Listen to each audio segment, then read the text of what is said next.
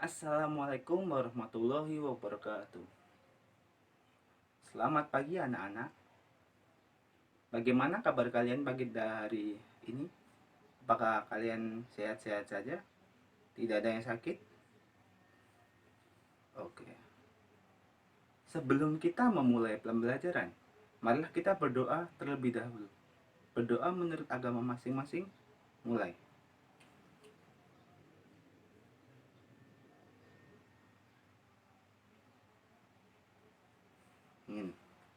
Oke. Sebelum kita memulai pembelajaran, saya akan mengabsen kalian terlebih dahulu.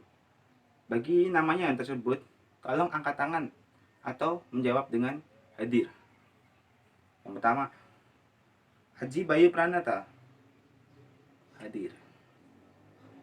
Ega. Hadir. Hayu. Hadir. Dias.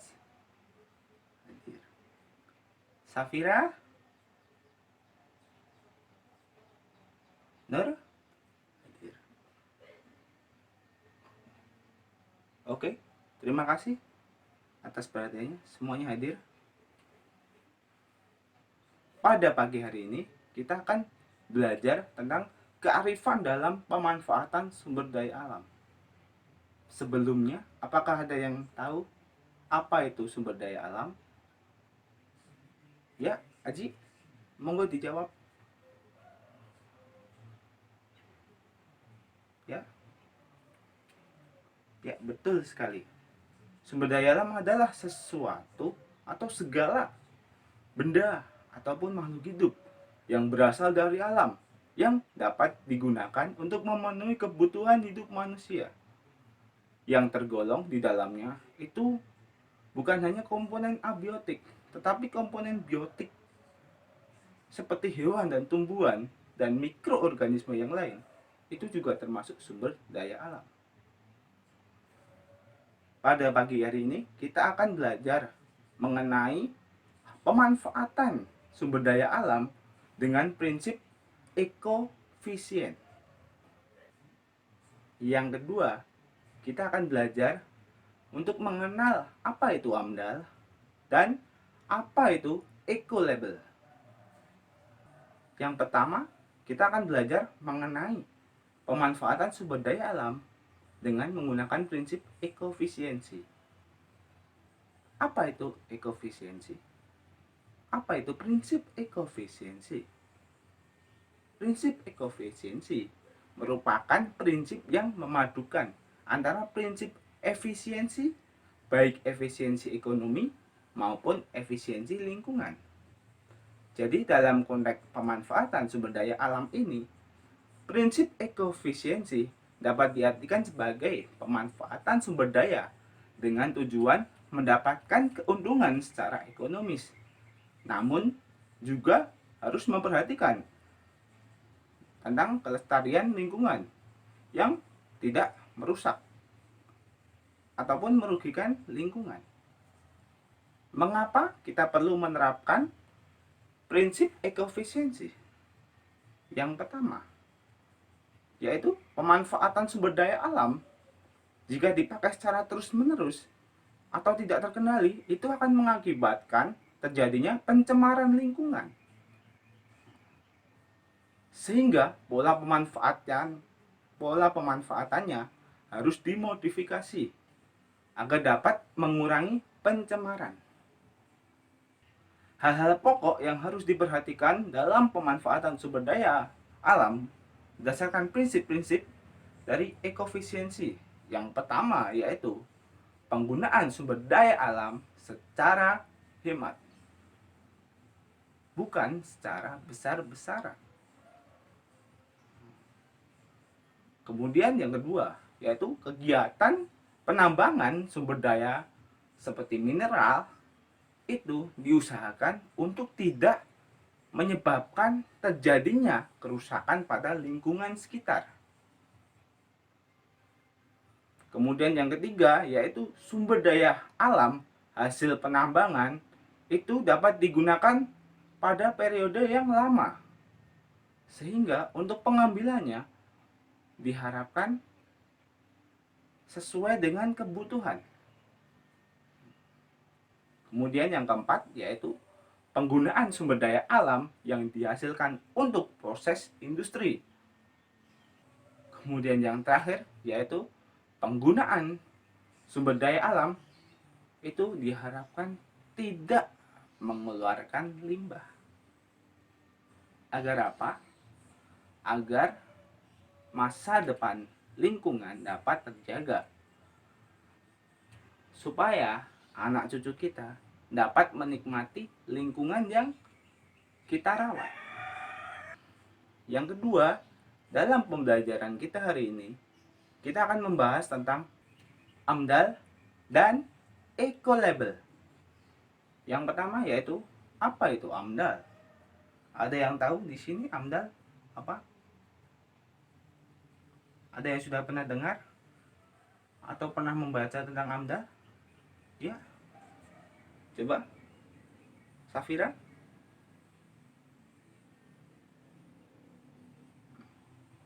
Ya, betul sekali. AMDAL adalah analisis dampak lingkungan. Itu singkatannya AMDAL. Nah, untuk pengertiannya yaitu suatu kajian untuk memperkirakan suatu dampak atas sebuah usaha atau kegiatan yang akan diselenggarakan di suatu lingkungan tersebut. Nah, untuk apa? Untuk memastikan suatu masalah yang nantinya akan berdampak pada kelestarian suatu lingkungan atas kegiatan yang selanjutnya akan dibuat suatu tindakan. Apa yang akan dilakukan untuk menanggulangi permasalahan tersebut? Sehingga AMDAL sangat bermanfaat dalam perencanaan usaha atau kegiatan yang diselenggarakan di suatu wilayah. Manfaat umum dari adanya AMDAL adalah AMDAL dapat menjamin suatu usaha atau kegiatan pembangunan agar layak secara lingkungan. Kemudian, AMDAL juga bermanfaat bagi pemerintah, yaitu yang pertama, AMDAL dapat mencegah pencemaran dan kerusakan lingkungan. Yang kedua, yaitu dapat menghindari konflik dengan masyarakat. Kemudian yang ketiga yaitu sebagai alat pengambil keputusan pemerintah, apakah suatu usaha atau kegiatan tersebut harus menggunakan AMDAL atau tidak, disetujui atau tidak. Nah,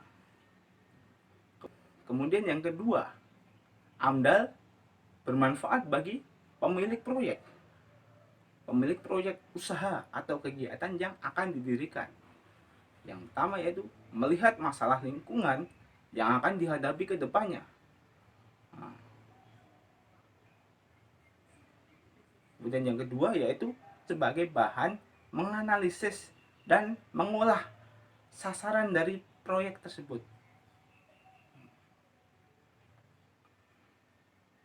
Kemudian yang ketiga yaitu mempersiapkan cara-cara pemecahan masalah yang akan datang, yang diperkirakan akan mengganggu proses usaha atau kegiatan.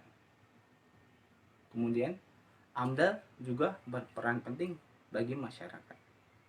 Bagi masyarakat, AMDAL yaitu untuk mengetahui sejak dini dampak dari suatu kegiatan yang akan direncanakan, yang akan dibangun di wilayah tersebut. Kemudian yang kedua, masyarakat dapat melaksanakan kontrol, di mana masyarakat dapat mengawasi serta ikut serta dalam rapat perencanaan usaha ataupun kegiatan. Kemudian materi yang ketiga yaitu eco-label. Eco-label adalah suatu sarana penyampaian informasi yang akurat kepada konsumen mengenai aspek lingkungan dari suatu produk. Eco-label dapat berupa simbol ataupun pernyataan pada kemasan. Eco-label Eco-label bertujuan untuk mendorong permintaan dan penawaran produk ramah lingkungan di pasar, dan juga untuk mendorong perbaikan lingkungan secara berkelanjutan. Manfaat dari penggunaan eco-label ini adalah mendorong konsumen agar memilih produk yang memiliki dampak yang kecil dibandingkan dengan produk yang lain, sehingga masyarakat dapat mengetahui produk apa yang memiliki dampak yang paling kecil di antara produk yang lain, agar dapat mengurangi kerusakan lingkungan. Kemudian bagi konsumen,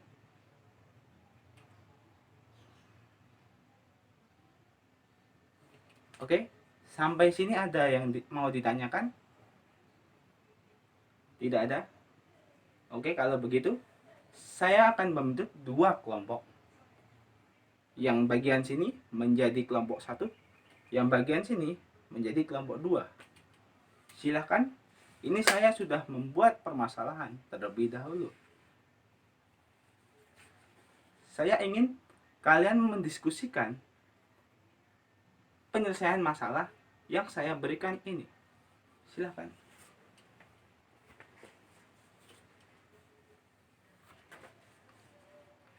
Saya beri waktu 15 menit untuk berdiskusi menyelesaikan permasalahan tersebut. Silahkan dikerjakan.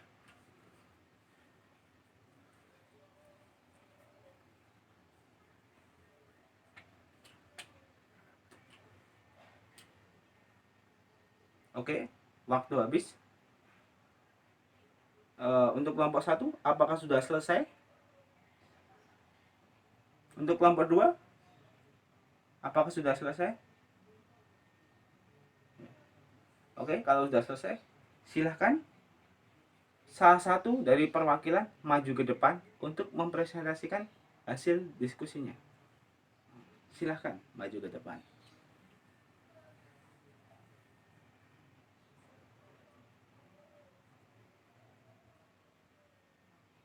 Oke, terima kasih atas partisipasinya. Silahkan beri tepuk tangan. Kemudian kelompok 2, apakah sudah selesai? Silahkan menunjuk satu perwakilan untuk maju ke depan mempresentasikan hasil diskusi kalian.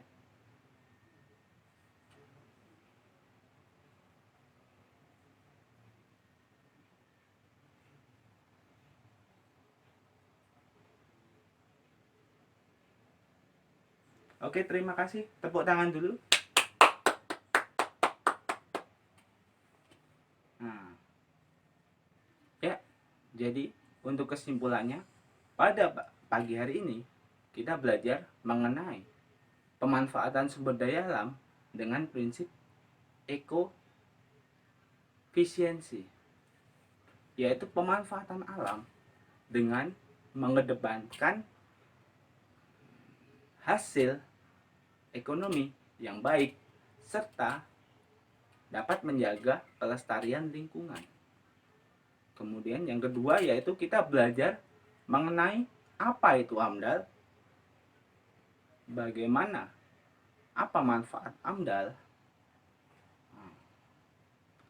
Kemudian yang ketiga, kita juga belajar mengenai apa itu eco-label. Eco-label yaitu yang tadi yang sudah saya sampaikan, merupakan penyampaian informasi yang akurat kepada konsumen mengenai aspek lingkungan dari suatu produk.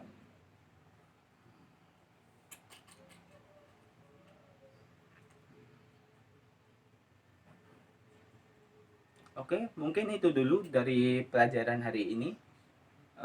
Apabila ada salahnya, mohon dimaafkan. Dan sebelum saya menutup pembelajaran pada pagi hari ini, saya akan memberikan tugas. Tugasnya adalah Anda mengamati apa aja sumber daya alam yang terdapat di lingkungan sekitar rumah Anda. Tugas dikerjakan dalam bentuk tulis tangan. Dikumpulkan minggu depan pas jam pelajaran saya. Oh ya, satu hal lagi. Minggu depan kita akan melakukan tes. Soal tes diambil dari materi hari ini. Sehingga saya harapkan kalian dapat belajar secara maksimal agar dapat menjawab soal-soal minggu depan. Oke, sekian dari saya. Apabila ada kesalahan, mohon dimaafkan. Bila taufik walhidayah. Wassalamualaikum warahmatullahi wabarakatuh.